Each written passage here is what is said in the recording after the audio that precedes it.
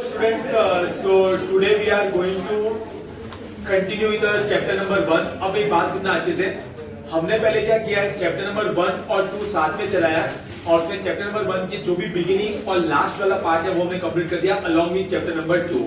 अब हमने क्या किया है, चैप्टर नंबर 1 में जो बीच में डॉक्ट्राइन्स रह गए तो डेली के डेली आके हम लोग कुछ डॉक्ट्राइन्स देखते जाएंगे. आज बेसिकली हमें डिस्कस करना रहेगा डॉक्ट्राइन ऑफ अल्ट्रा वायर्स. ठीक है, डॉक्ट्राइन ऑफ अल्ट्रा वायर्स. तो इसके बारे में हम लोग पढ़ते हैं, समझते हैं क्या ये डॉक्ट्राइन होता है, क्या उसके एक्सेप्शंस है तो क्या है, और उसके बाद हम लोग इसमें दो फेमस केस लॉज भी है, वो केस लॉज के बारे में भी हम लोग देखेंगे और इसको पूरा हम लोग संभालेंगे. ठीक है, सबसे पहले अल्ट्रा वायर्स का किसी को मतलब पता हो तो एक साथ एक सुन में बोलिए.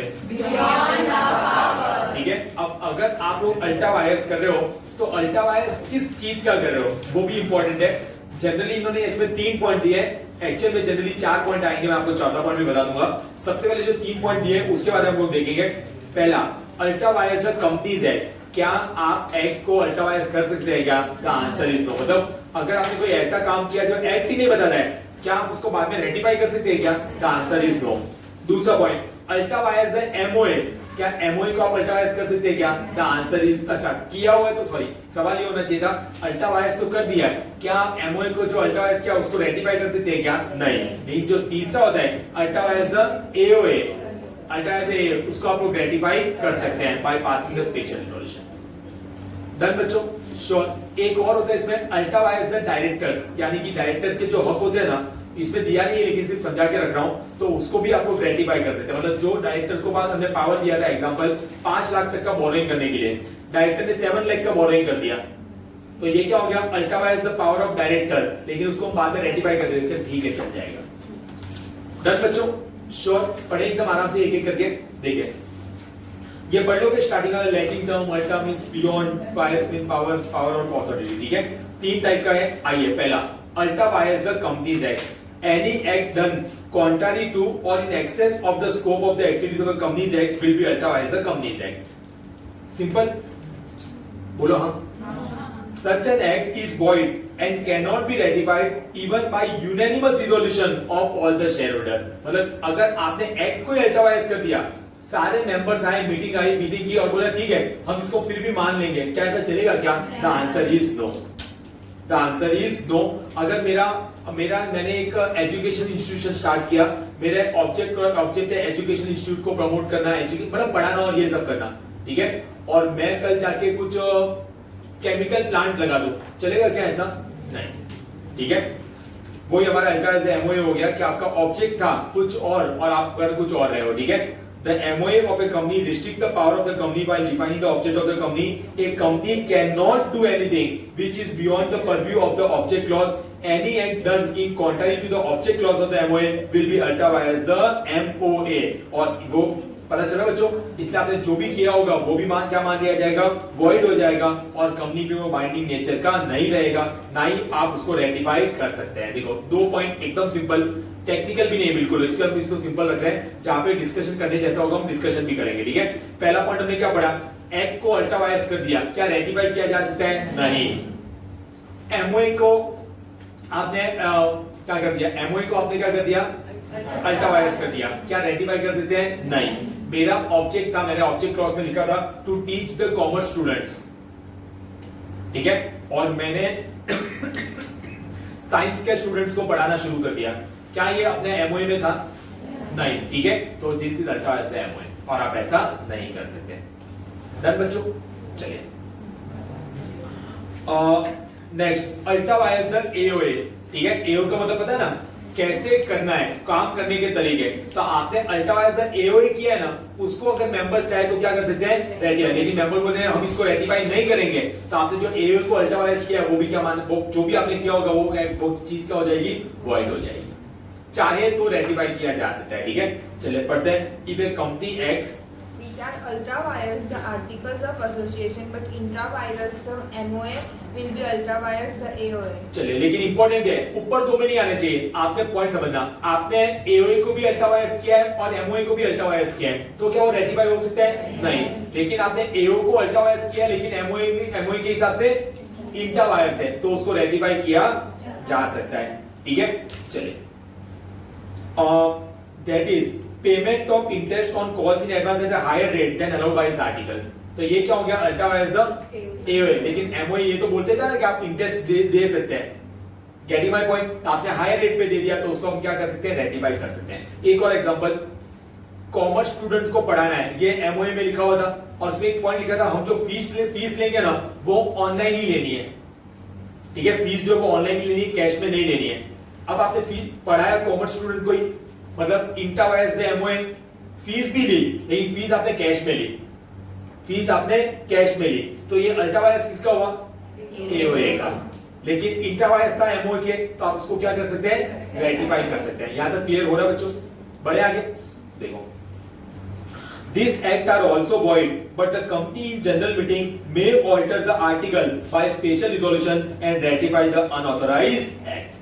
अब वही पॉइंट वापस दिया है, any act which is intra vires the company but outside the authority of the director may be ratified by the company in proper form if act is ultra vires or of the, अच्छा ये वो director वाला point, ये देखो, if the act is ultra vires the directors only the shareholders can ratify it। तो ऊपर दिया है 3 लेकिन एक्चुअल में 4 होते हैं।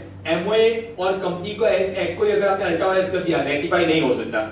एओए को या डायरेक्टर ने बियॉन्ड द पावर लेके काम कर लिया है, लेकिन नो डाउट दूसरी चीज क्या होनी चाहिए, इंट्रा वायरस होनी चाहिए, ठीक है, तो उसको रेटिफाई किया जा सकता है। डन बच्चों, बढ़े आगे। अब आते हैं इसके केस लॉस, ठीक है, अब आते हैं इसके केस लॉस। 3 केस लॉस दिए हुए हैं। एशबरी वाला तो बहुत इंपॉर्टेंट है, इसका लैंडमार्क केस है ये, साउथ डरहम ब्रिवेरी कंपनी, मिला बच्चों, चलिए इसका साइड में क्रक्स लिखो ना, एमओए अनक्लियर, ऐसा लिख देना, एमओए अनक्लियर, एओए क्लियर, ऐसा लिख दो, MOA unclear, AOA clear. Inverted comma में लिखना, मिक्स करके कंक्लूजन निकाल लो, मिक्स करके कंक्लूजन निकाल लो।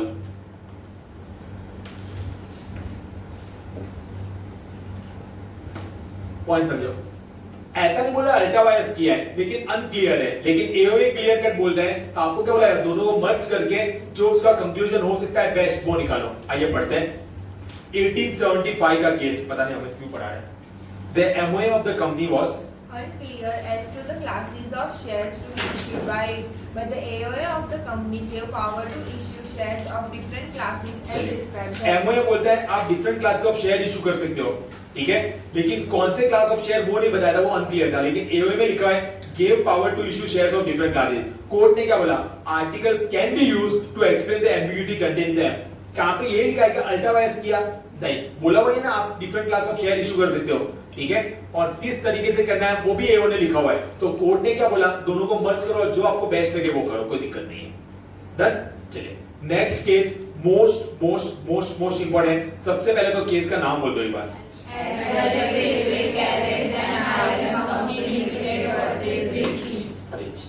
एक तो पॉइंट पढ़ाता हूं, फिर डायरेक्टली जब वो मेन पॉइंट आ जाए तो पहले केस का ओवरव्यू दे दूंगा और फिर अगर पढ़ना भी चाहिए तो पढ़ लेंगे। जो एशबरी रेलवे कैरिज है ना, वो अभी तक टेक्निकल में नहीं जा रहा हूं, लेकिन समझ लो रेलवेज के लिए काम करते, रेलवेज लाइंस वगैरह, पटरी वगैरह बनाना, ये सब करने का काम करते, ठीक है।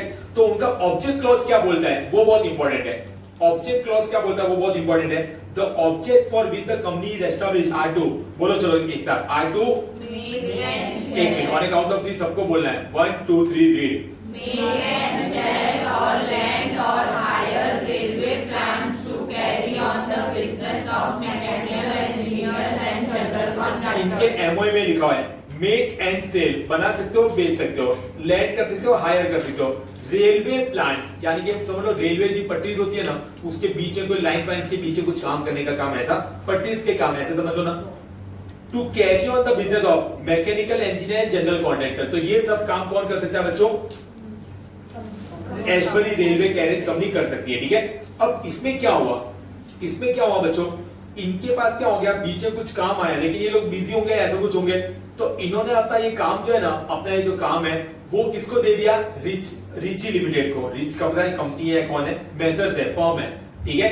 रिच को, रिच बोलो इसको या रिची बोलो, रिच को दे दिया जो एक फर्म थी कि भाई हमारी जगह तू ये बना देगा क्या, हमें मिला हुआ काम, लेकिन अभी हम लोग बहुत बिजी है, तो उन्होंने बोला ना एज ए कॉन्ट्रैक्टर या ऐसा जो भी, उन्होंने अपना काम किसको दे दिया, एक फर्म को दे दिया जिसका नाम क्या था, rich. The company entered into a contract with Messrs. Rich, a firm of railway contractor, to finance the construction of railway line in Belgium. सुनना अच्छे से, ये बहुत इंपॉर्टेंट पॉइंट है। पहले एशबरी क्या काम करते था वो पता चला, हमने उसका एमओए पढ़ा, इनको कॉन्ट्रैक्ट मिला होगा कुछ रेलवे लाइन वगैरह बनाने का, तो उन्होंने किसको दे दिया, रिच, मैसर्स रिच, ये फर्म जो दी। अब लेकिन रिच ये फर्म जो है ना, वो ये बोल रही थी हम ये काम कैसे करें, इस काम के लिए तो बहुत सारे पैसे चाहिए होते हैं और हमारे पास तो पैसे ही नहीं अभी, ठीक है। तो वो जो कंपनी थी ना एशबरी, उन्होंने क्या बोला, डोंट वरी, हम आपको ये काम करने के लिए फिनांस प्रोवाइड कर देते हैं।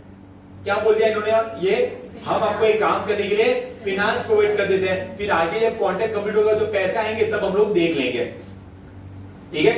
जो एशबरी के जो शेयर होल्डर्स थे ना, उन्होंने बोला भाई तुम्हारा एमओए पढ़ा हमने, ये कंपनी फिनांस का काम कब से शुरू करने लगी, ऊपर हमने एमओए पढ़ा, क्या कहीं पे भी ऐसा लिखा हुआ है क्या फिनांस का काम कर सकती है, नहीं। और कंपनी ने क्या काम नहीं किया, कंपनी का काम है रेलवे लाइन बनाना, उसके रिलेटेड काम करो ना। कंपनी ने तो यहाँ पे कौन सा धंधा शुरू कर दिया है, फिनांस करने का, हम आपको पैसे देते हैं काम करने के। अरे भाई फिनांस का धंधा कब से चालू किया, तो ये अल्ट्रा वायरस हुआ या नहीं हुआ, हुआ। लेकिन रिच बोले नहीं नहीं ये तो है ना, इसलिए देखो पॉइंट समझो, वापस बताता हूं, प्रॉब्लम पता चली, ठीक है। उन्होंने क्या बोला कि ये तो क्या कर रहे हैं, फिनांस का काम कर रहे हैं, तो इसलिए कॉन्ट्रैक्ट को कैंसिल करो, और एशबरी ने कॉन्ट्रैक्ट कैंसिल कर दिया। और रिच वाली जो फर्म थी वो इतना बड़ा कॉन्ट्रैक्ट आया चला गया, बीच में तो कॉन्ट्रैक्ट कैंसिल कर दिया, डैमेजेस दो, ठीक है, डैमेजेस दो। क्या मिलेगी डैमेजेस, नहीं, क्योंकि कंपनी ने जो काम किया था वो क्या था, अल्ट्रा वायरस है एमओए, और उसको रेटिफाई किया नहीं जा सकता। समझ आ रहा है। या फिर कंपनी ऐसा बोले कि एशबरी वाले अपने शेयर होल्डर्स को एक काम करो ना, एमओए को तो अल्ट्रा वायरस क्या रेटिफाई कर दो, क्या फिनांस नहीं ऐड कर देते, फिनांस चलेगा क्या, द आंसर इज नो। ये हुआ था इस केस में। जो फाइनेंस प्रोवाइड किया वो भी तो इसके कंस्ट्रक्शन और उसके लिए किया है। नहीं तो आपका काम ये नहीं है, उसको आपको आपने जिसको काम मतलब, या तो आपका काम क्या है रेलवे लाइन बनाना, आप उसको बिना मतलब लोन के फॉर्म में पैसा दे रहे हैं कि भाई तेरे पास तेरा पैसा है, हमने वो थोड़ी ना, ये काम तो आपको मिला हुआ है, आप खुद करो ना, ठीक है। आपने अपना काम किसी और को दे दिया, और आप फिनांस यानी कि लोन के फॉर्म में आप उसको पैसा दे रहे हैं, तो लोन का काम थोड़ी ना आपने शुरू कर दिया, ठीक है। देखो क्या लिखा है, the company enter into a contract with Riche, a firm of railway contractor under के नाम to finance the construction of a railway line in belt, to finance. यहां पे कंपनी ने क्या कर दिया, एशबरी ने उसको फिनांस प्रोवाइड कर दिया, ठीक है। अब देखो क्या हुआ, अब आपको एक बार में पता चलेगा। On subsequent reputation of this contract by the company on the ground of its being ultra wires, which brought a case for damages on the ground of breach of contract, as according to him the words general contractors in the object clause gave power to the company to enter into such a contract, and therefore it was within the powers of the company. More so because the contract was ratified by a majority of shareholders. बोलते हैं कि भाई ये reputation कर दिया contract का, तो rich वाला जो था ना वो बोलते हैं डैमेजेस मांगी, और बोला नहीं नहीं नहीं नहीं ये तो विद इन द पावर्स ही है, इसको तो शेयर होल्डर से भी रेटिफाई कर दिया है। जो ऊपर जनरल कॉन्ट्रैक्टर वर्ड लिखा था, तो जनरल कॉन्ट्रैक्टर में ये सब होता है, क्या ये सब होता है क्या, फिनांस का लेन देन, ठीक है। मामला कोर्ट में गया, द हाउस ऑफ लॉर्ड्स, बाहर का केस है इसलिए हाउस ऑफ लॉर्ड्स लिखा हुआ है, held that the contract was and therefore null and void. The term general contractor was interpreted to indicate as the making generally of such contract, जो किसके connected होते हैं बच्चों, मैकेनिकल इंजीनियर के। और अगर सारे शेयरहोल्डर्स भी एक साथ आ जाए और इसको रेटिफाई कर देना, तो भी वो ठीक सही वो चीज सही नहीं हो जाएगी। पढ़ लोगे बच्चों इसको, पक्की बात। शॉर्ट लास्ट पैराग्राफ देखना। However, even when the matter considered necessary in the furtherance of the object are not stated, they would be allowed by the principle of reasonable construction of the memorandum.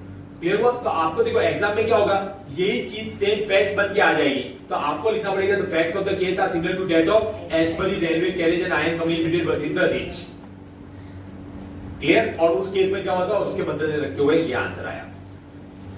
Done बच्चों। Next आता है और justice Shah Lakshman, क्या नाम है, लक्ष्मणा स्वामी मुदालियर मजीद LIC। इसको मैं short में समझा रहा हूं, आप लोग इसको रीड करके लाएंगे, ठीक है। क्योंकि अगर 3 में से एक केस पूछा तो एशबरी वाला आने के चांसेस ज्यादा है। ये भी अगर आ गया तो मैं आपको फैक्ट्स इस तरीके से बता रहा हूं कि आपको अच्छे से क्लियर हो जाएगा।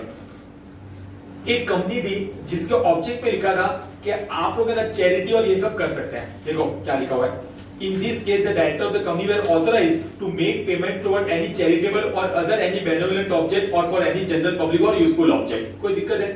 अब ये कंपनी मर्ज हो गई, ये कंपनी का क्या हो गया बच्चों, मर्जर हो गया, मतलब एलआईसी ने इसको टेक ओवर कर दिया, एलआईसी कंपनी ने। अब है ना ये कंपनी ने चैरिटी वगैरह किया, तो अगर आपकी कंपनी मर्ज ही हो गई है किसी में, आपकी कंपनी को किसी ने एक्वायर भी कर दिया, तो आपका ऑब्जेक्ट भी गया। अब इसका नया ऑब्जेक्ट कौन सा रहेगा, जो इसको न्यू कंपनी का जो ऑब्जेक्ट रहेगा, तो उसके मुताबिक आपने क्या कर दिया, उसके ऑब्जेक्ट में कोई चैरिटी जैसा लिखा ही नहीं था, और उन्होंने अगर चैरिटी वगैरह की थी जो को कंपनी के हित में नहीं है, कंपनी के फेवर में नहीं है, भाई खुद को पहले अपने पैर पे खड़े हो जा, फिर चैरिटी वेरिटी करना। तो मुझे बता बच्चों, ये अल्ट्रा वायरस हुआ या नहीं हुआ? हुआ। अगेन आपका जो ऑब्जेक्ट में नहीं लिखा हुआ है ना, वो आप काम कर रहे हो। अगर आपका ऐसा बोल सकते हो क्या कि पहले तो सर समझ आ रहा है कि पहले तो हमारे ऑब्जेक्ट में था ही, लेकिन अब वो पहले था वो तो खत्म हो गई ना कंपनी। अब आप तो अगर किसी ने मर्ज कर लिया है तो उसके जो ऑब्जेक्ट रहेंगे आपको उसके मुताबिक चलना पड़ेगा। Getting my point? श्योर। देखो थोड़ा सा पढ़ते हैं हम लोग। In accordance with the shareholder resolution, the director ₹2 lakh paid ₹2 lakh to a trust formed for the purpose of promoting the technical and business knowledge, and the company's business has been taken over by the LIC. It had no business left of its own. Underline करो, यानी कि LIC ने इसको acquire कर लिया और इसका खुद का उसका कोई लेना देना नहीं था नई कंपनी में, उसको जो भी लमसम पैसे वगैरह देने थे वो दे दिए। अच्छा क्या बोला सुप्रीम कोर्ट ने, क्या बोला? The Supreme Court held that the payment was Ultra Wires, the company. Directors could not spend company's money on any charitable or general objects. They could spend for the promotion of only such charitable objects as would be useful for the attainment of the companies own object. भाई क्या charity और ये सब कर रहे हो, पहले company का जो मेन ऑब्जेक्ट अचीव हो वैसे काम करो। It is pertinent to add that power vested in the board of director to borrow money is not an object of the company, the power must be exercised to promote the company's object. Charity is allowed only to the extent of which it is necessary or in the reasonable management of the affairs of the company. तो ठीक है, कभी कभार charity थोड़ा बहुत कर दिया, वो भी पहले अपना खुद का भला होता हो तो दूसरे को चैरिटी करो तो समझे। एक इंसान है जो इसके पास है 5 करोड़ रुपए उसके ऊपर डेब्ट है, ठीक है 5 करोड़, और वो बंदा जाके कहीं पे अलग जगह पे चैरिटी करता हो, कैसा फील होगा आप लोगों को? भाई पहले उधार तो उतार ले, तो वो पता कभी कभार रीजनेबल अमाउंट में कहीं पे दे दो जो भी कंपनी के लिए जरूरी है, तो बात समझ आए, वरना ये सब देने की जरूरत नहीं है। डन बच्चों, पढ़ लोगे इसको? देखो अगर केस लॉ में से पूछना है तो एशबरी वाला आएगा, और डायरेक्ट आंसर पूछना होता है, ये दो आपके पेज दिए हुए हैं, आइए पढ़ लेते हैं। Effect of ultra vires transaction, अगर आपने कोई अल्ट्रा वायरस ट्रांजैक्शन किया उसका क्या इफेक्ट हो जाएगा, बोलो बच्चों? वो transaction he void of initio, void from the beginning. दूसरा, मेंबर्स आगे कोई काम ही नहीं कर पाएंगे, उनपे क्या लग जाएगा, इंजंक्शन लग जाएगा। अच्छा सर एक पॉइंट समझो, सुनना अच्छे से, डायरेक्टर्स को उन्हें पावर दिया था 5 लाख तक का बोरोइंग कर सकता है कंपनी के लिए, डायरेक्टर ने 15 लाख का बोरोइंग कर दिया, डायरेक्टर्स ने 15 लाख का बोरोइंग किया और उसको रेटिफाई नहीं किया कंपनी ने, तो 5 लाख तक तो समझे, ऊपर 10 लाख है और ये तो transaction he void of initio हो गया। तो जिसने दिया है वो फिर क्या करेगा, लोन लिया हो डायरेक्टर, वो डायरेक्टर पर्सनली लायबल रहेगा, कंपनी लायबल नहीं रहेगी।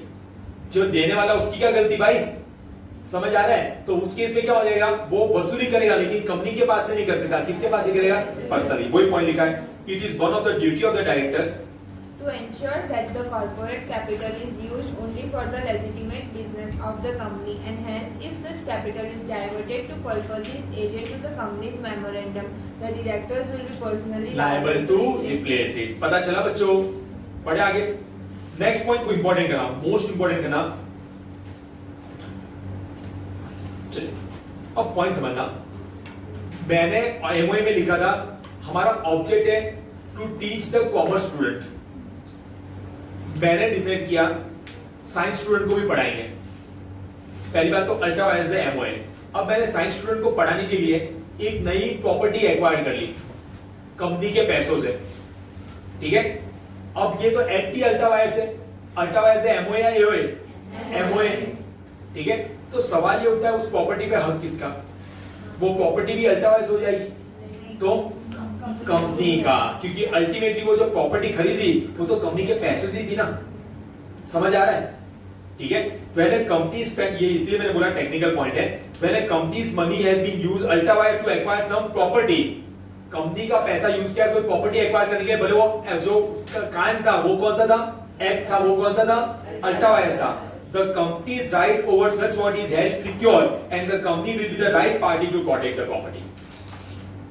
बहुत इंपॉर्टेंट पॉइंट है। इफेक्ट वाला मुझे लग रहा है डायरेक्ट आंसर पूछा व्हाट आर द इफेक्ट, वो ट्रांजैक्शन ही क्या हो जाएगा, मेंबर्स पे क्या लग जाएगा, सॉरी मेंबर्स ले सकते हैं intention to retain the company, ये काम करने के लिए। डायरेक्टर्स पर्सनली लायबल रहेंगे, प्रॉपर्टी एक्वायर की कंपनी के पैसों से, तो प्रॉपर्टी का असली हकदार कौन होगा, कंपनी रहेगी। अच्छा, अगर आपने बोरिंग, ये भी आगे भी वापस पॉइंट आएगा, अगला हेडिंग भी हुई है, अगर आपने बोरिंग अल्ट्रा वायर्स की है और अगर उसको रेटिफाई नहीं किया गया है, ठीक है, तो डेटर क्रेडिटर का रिलेशन नहीं हो सकता, मतलब कंपनी पैसे नहीं देगी। अच्छा, टॉर्ट्स कमिट किया है तो कंपनी लायबल रहेगी क्या, company will not be liable for the tort committed outside its object. और अल्ट्रा वायर्स ग्रांट से गारंटी है, director can not make an unauthorised grant unless object is to promote the prosperity of the company या grant incidentally to the object. Sir पर जैसे fourth point में company के पैसे use करके उसने प्रॉपर्टी खरीदी, ये अगर वो पर्सनली अपने पैसों से खरीदता तो वो पर्सनली लायबल रहता। अब फिर वो लेन देन ही पूरा उसका हो जाता ना, फिर तो अल्ट्रा वायर्स आएगी ना।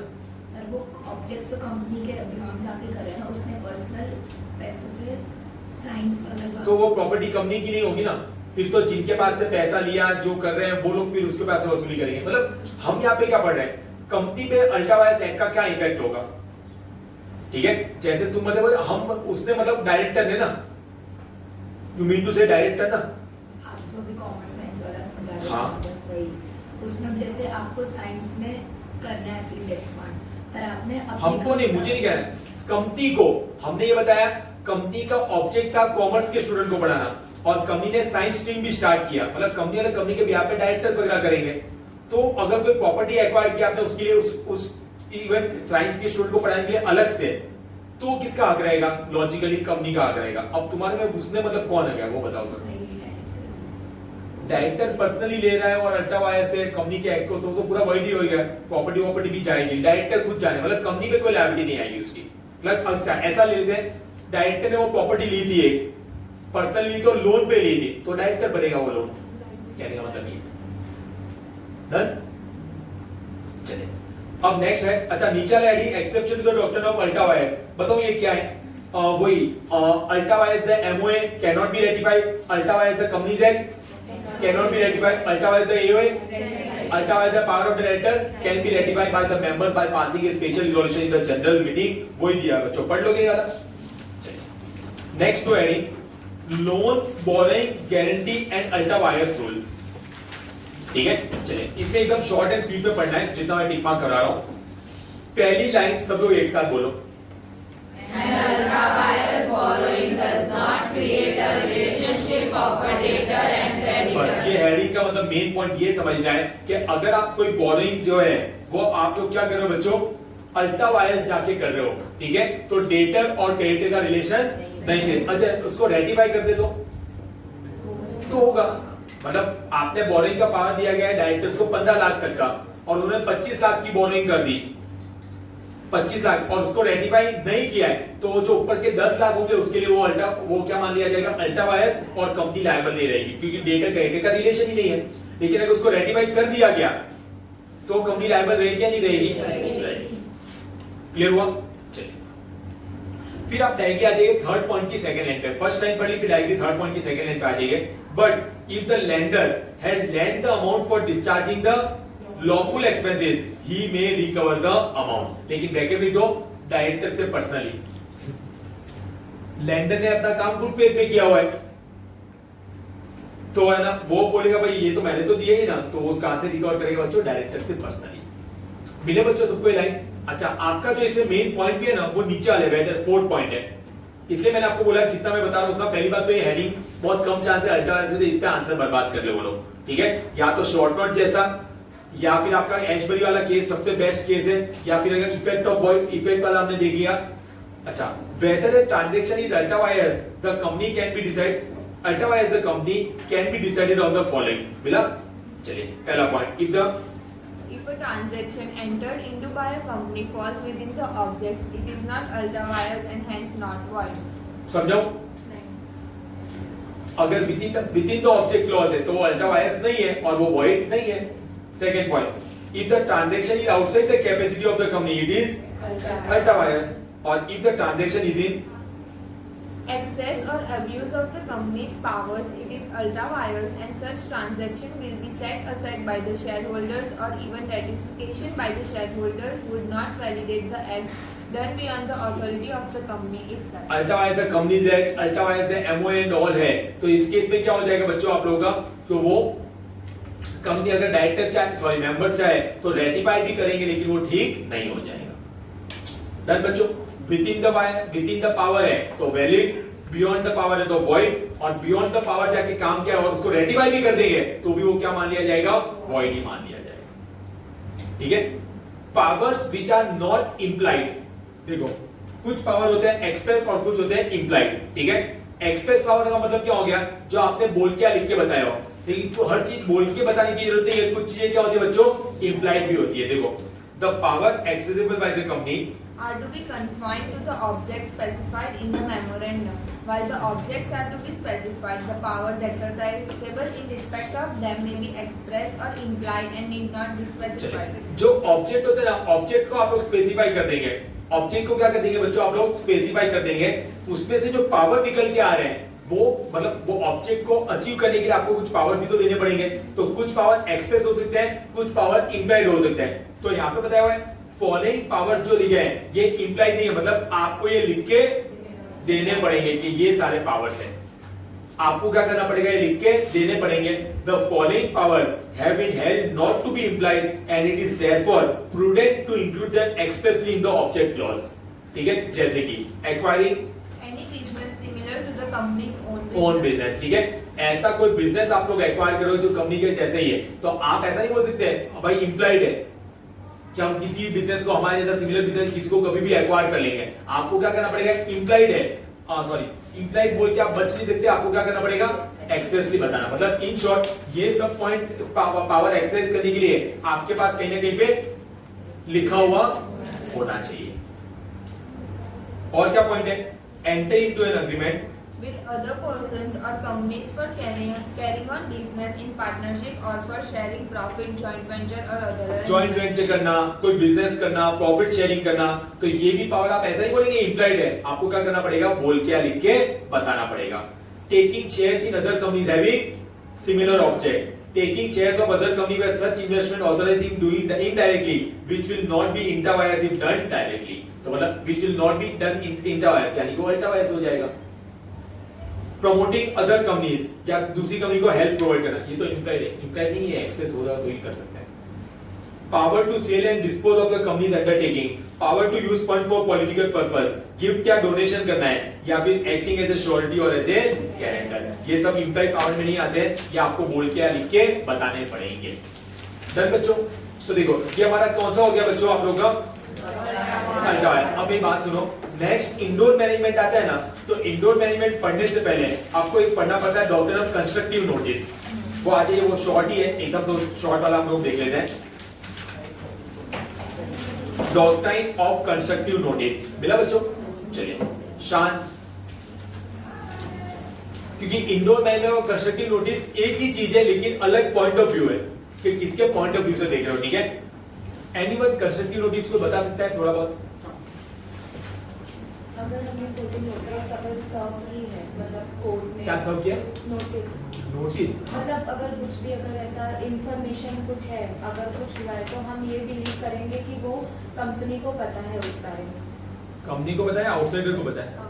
आउटसाइडर पता है. वो इंडोर मैनेजमेंट कोई आउटसाइडर कंपनी के साथ कुछ डील कर रहा है तो वो डीम्ड होगा कि मतलब इम्प्लाइड होगा कि उसको वो आर्टिकल में जो भी पता है वो पता है. एमओए कौन से डॉक्यूमेंट होते हैं? Public document. तो अगर कोई आउटसाइडर है या कोई भी पर्सन कंपनी के साथ कोई काम करने के लिए आ रहा है तो हम ये इंप्लाइड मानेंगे कि उसको वो एओए और एमओए के बारे में पता है. जैसे डॉक्ट्रिन ऑफ कंस्ट्रक्टिव नोटिस. फिर अगर है ना वो देखो पॉइंट समझो, अगर है ना वो आ रहा है कंपनी के साथ काम कर रहा है और जो एमओए में लिखा हुआ है, एओए में लिखा है वैसा काम कर रहा है, लेकिन उसने नहीं पढ़ा हुआ है, तो आके ऐसा बोल सकता है यार ये तो मैंने पढ़ा ही नहीं था. नहीं, जो भी कंपनी के साथ ट्रांजैक्शन करने के लिए आ रहा है तो कंपनी ये इंप्लाइड मानती है कि उसने एमओए और एओए पढ़ा हुआ है। This is doctrine of constructive notice. ठीक है, यानी कि क्या हो गया, ये जो डॉक्ट्रिन ऑफ कंस्ट्रक्टिव नोटिस है ना, ये कंपनी को प्रमोट करती है फ्रॉम इट्स आउटसाइडर, और इंडोर मैनेजमेंट उल्टा है, वो आउटसाइडर को प्रमोट करती है, प्रोटेक्ट करती है from the company. Doctrine of constructive notice is a doctrine where all persons dealing with the company are deemed to have knowledge of the company's AOA and बस ये MOA. पहली line clear हो गई ना, आपका काम खत्म। ठीक है, क्या लिखा है, doctrine of constructive notice is a doctrine where all person dealing with the company are deemed to have knowledge of the company's AOA and the MOA. अच्छा, वही लिखा है, एमओए और एओए जैसे ही रजिस्टर हो जाते हैं वो पब्लिक डॉक्यूमेंट बन जाते हैं और हर कोई उसको डॉक्यूमेंट्स को इंस्पेक्ट कर सकता है bye paying the nominal fees. यानी कि अगर आपको कोई कंपनी का ट्रांजैक्शन या कॉन्ट्रैक्ट में एंटर होना है, कोई भी कंपनी का एमओए एओए लेके आना कोई बड़ी बात नहीं है, तो आप उसको पढ़ो, फिर आप उसके साथ कॉन्ट्रैक्ट में एंटर होइए। ठीक है, आपने नहीं पढ़ा तो उसमें आपकी गलती है, कंपनी की गलती नहीं है। Therefore, every person who contemplates entering into a contract with a company has the means of ascertaining and is consequently presumed to know not only the exact powers of the company but also the extent to which these powers have been delegated to the directors and of any limitations placed upon the exercise of these powers. every person who contemplates entering into a contract with the company has the means of ascertaining and consequently presumed to know not only the exact power, लेकिन क्या limitation है और क्या है वो सभी उसको जानने का हक है। ठीक है, एग्जांपल भी दिया हुआ है, if a person enters into a Conduct which is beyond the powers of the company as defined in the memorandum or outside the limits set on the authority of the directors, he cannot as a general rule acquire any rights under the contract against the company। ठीक है, अगर आप कोई company में contract में enter हो रहे हैं और कंपनी कुछ काम कर रही है विद इन द पावर है, तो क्या आप कंपनी के अगेंस्ट केस कर देंगे कि अगर आपको वो पॉइंट नहीं पता हो पहले से? Answer is no. ठीक है, और एग्जांपल देखना, एक पॉइंट छोड़ के वो वाला अच्छा चले। एक common example of constructive notice is when a court is unable to directly reach someone and publish his summon in the public newspaper. तो कंपनी वो कोर्ट क्या अज्यूम करेगी, सबने पढ़ लिया है, कोर्ट थोड़ी एक एक को बताने जाएगी। ठीक है, और फिर आता है doctrine of indoor management that protect the third parties. तो वो क्या होता है, उसके लिए पीछे आ जाइए। अच्छा, ये एक पेज पढ़ा दो इंडोर मैनेजमेंट का, फिर उसके एक्सेप्शन हम लोग कल देख लेंगे, चलेगा? देखो, डॉक्ट्रिन ऑफ कंस्ट्रक्टिव नोटिस मतलब ये क्या करती है बच्चों, कंपनी को प्रमोट करती है अगेन, उसका पूरा अपोजिट है। इसलिए कंपनी को, इसलिए ना मैंने पहले कंस्ट्रक्टिव नोटिस पढ़ाया कि doctrine of indoor constructive notice है, वो क्या करती है, कंपनी को प्रमोट करती है किसके अगेंस्ट में, आउटसाइडर्स के अगेंस्ट में। कि कल जाके कोई आउटसाइडर ऐसा ना बोल दे हमने तो पढ़ा ही नहीं था। लेकिन अब है ना, कंपनी तो बहुत सारे काम करती है, अब बार वाला बंदा होगा वो जाके चेक थोड़ी ना करेगा कंपनी ने एमओए या एओए के मुताबिक काम किया नहीं किया। तो डॉक्ट्रिन ऑफ इंडोर मैनेजमेंट उसको प्रोटेक्ट करता है। मतलब वो ये मान सकते हैं कि कंपनी जो भी काम कर रही है वो विद इन द पावर या विद इन द लिमिट्स जो उसको असाइन की गई है उसके मुताबिक काम करेगी। This is nothing but doctrine of indoor management. ठीक है, इसको ना टर्कवेन रूल भी बोला जाता है, क्योंकि ये जो आया था ये एक फेमस केस था, रॉयल ब्रिटिश बैंक वर्सेस टर्कवेन। ठीक है, चलिए। While the doctrine of constructive notice seeks to protect the company against the outsiders, the principle of indoor management operates to protect the outsiders against the company. This doctrine emphasizes on the concept that an outsider whose actions are in good faith and has entered into a transaction with the company can have a presumption that there are no irregularities internally and all the procedural requirements have been complied with by the company. Paragraph समझ आया ये वाला, जो most important paragraph है। Emphasize on the concept that outsider whose actions are in good faith, outsider ने पहले अपना good faith में अपना काम कर लिया, और अगर कोई कंपनी के साथ कोई ट्रांजैक्शन में एंटर हो रहे हैं तो वो ये प्रिज्यूम करते हैं कि कंपनी जो भी काम करेगी वो सही तरीके से करेगी, that there are no irregularities internally or all the procedural requirements have been complied with by the company. And the doctrine of indoor management, also known as the Turkmen rule, is an around 150 years old concept which protect the outsider against the action done by the company. Done बच्चों, case में क्या हुआ था, royal British bank versus टर्कवेन। मिला? चलिए, the directors of a banking company were authorized by the articles to borrow on bonds such sums of money as should from time to time by resolution of the company in general meeting be authorized to borrow. चलिए directors जो थे ना banking company के, उनको बोला गया आप borrowing वगैरह कर सकते हैं by passing the resolution in general meeting. अब यहाँ पे क्या कर दिया था, डायरेक्टर्स ने ना, सुनना अच्छे से, director gave a bond to Turquand without the authority of any such resolution. मतलब क्या कर दिया था, वो अपने मेंबर्स के पास रिजोल्यूशन पास करवा के दिखा के बोरोइंग कर सकते थे। अब इन्होंने क्या कर दिया था, टर्कवेन से ना कुछ पैसा बोरो कर दिया था, मिला, और विदाउट एंड मतलब रिजोल्यूशन शो करके, लेकिन वैसा कोई रिजोल्यूशन पास हुआ ही नहीं था। अब एक पॉइंट समझो, अब कंपनी आके बोलती है ना हमने ये रिजोल्यूशन पास किया, कॉपी भी बता देती है, अपना स्टैंप वगैरह भी लगा देती है, तो हम तो यही मानेंगे ना कि कंपनी को एक्चुअल में अथॉरिटी मिली हुई है, शेयर होल्डर ने रिजोल्यूशन पास किया है। तो that is the doctrine of indoor management. यहाँ पे पता चला वैसा कुछ रिजोल्यूशन जो उन्होंने पास किया था वैसा हुआ ही नहीं था। It was held that Turcon could sue the company on the strength of the bond as he was entitled to assume that the necessary resolution has been passed. वो क्या, वो थोड़ी ना चेक करके जाएगा मेंबर्स को पूछे, ओए ये तूने पास किया है ना, पास किया है, ये थोड़ी ना पॉसिबल है। समझ आ रहा है बच्चों? श्योर? चलिए, outsiders are bound to know the external position but are not bound to know its indoor management. Done बच्चों? तो ये हो गया इसका कंसेप्ट। नीचे एग्जांपल दिया आप पढ़ के लाएंगे, और बाकी कल मैं इसका पढ़ाऊंगा आप लोगों को एक्सेप्शन, क्योंकि आएगा तो पूरा शॉर्टकट आएगा, what is indoor management, what are the exception, और हो सके तो एक बार रीड आउट करके आएगा, ताकि जब हम उसको डिस्कस करें तो आप लोगों को थोड़ी और मजा आएगा। डन बच्चों? Easy going? तो that's it guys, thank you so much.